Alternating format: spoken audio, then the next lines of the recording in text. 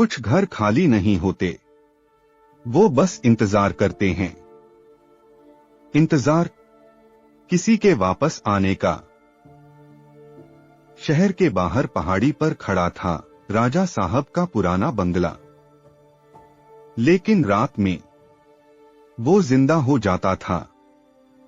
शहर में कहा जाता था, सूरज ढलने के बाद उस बंगले की तरफ मत जाना, क्योंकि जो भी गया वो वापस तो आया, लेकिन बदला हुआ।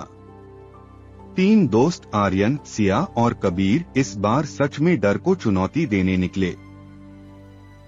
रात के 9 बजे टॉर्च, मोबाइल और हिम्मत लेकर।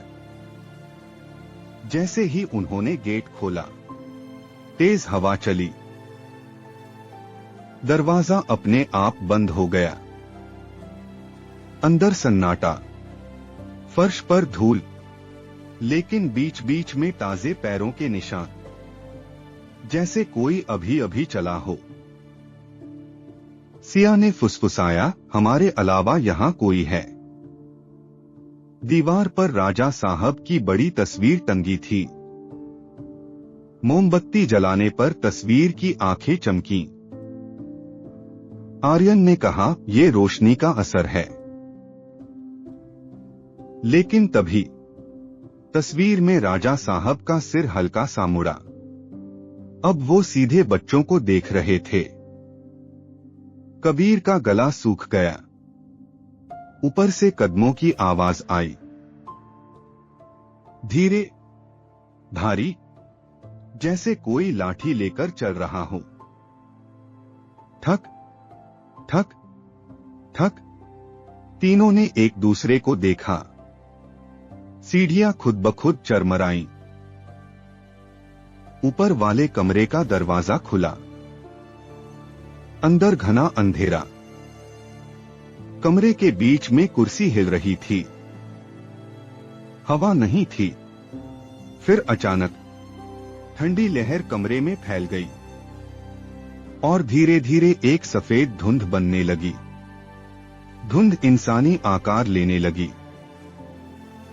राजसी कपड़े, लंबी मूंछ, लेकिन चेहरा आधा जला हुआ, आंखें लाल। वो थे राजा साहब, लेकिन अब वो दयालु नहीं दिख रहे थे। राजा साहब की आवाज गूंजी, तुम क्यों आए हो? सिया कांपते हुए बोली, हम सच जानना चाहते थे। अचानक कमरे की खिड़कियां जोर से बंद हो गईं। दीवारों से फुसफुसाहट आने लगी, मत बताओ, मत बताओ। राजा साहब ने कहा, मुझे धोखा दिया गया था। मेरे अपने लोगों ने मुझे यहीं जिंदा जला दिया। अचानक दीवारों पर आग की परछाइयां दिखने लगीं। बच्चों को लगा जैसे कमरा फिर से जल रहा हो। राजा साहब बोले, जब तक सच सबको नहीं पता चलेगा, मैं यहां से नहीं जाऊंगा। अचानक फर्श हिलने लगा। नीचे से कंकाल जैसे हाथ निकलने लगे। वे बच्चों की तरफ बढ़ने लगे। आर्यन चिल्लाया, हम सच सबको बताएंगे, आपको न्याय मिलेगा। जैसे ही उसने ये कहा, कमरे की आग शांत हो गई। राजा साहब की आंखों का लाल रंग फीका पड़ गया। उन्होंने धीमी आवाज में कहा, अगर तुम वादा करते हो तो मैं तुम्हें जाने दूंगा। तीनों ने सिर हिलाया। अचानक सब शांत हो गया। बंगला सामान्य दिखने लगा। दरवाजा खुला। तीनों बाहर भागे। अगले दिन उन्होंने शहर के बुजुर्गों से बात की। पुराने रिकॉर्ड निकाले। सच सामने आया, राजा साहब को सच में धोखा देकर मार दिया गया था। शहर में उनके नाम से एक स्मारक बना। उस रात बंगले की खिड़की में एक आखिरी बार राजा साहब की परछाई दिखी।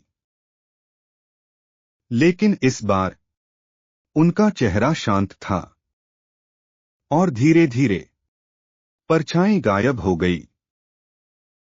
हर भूत बदला नहीं चाहता, कुछ आत्माएं बस न्याय चाहती हैं।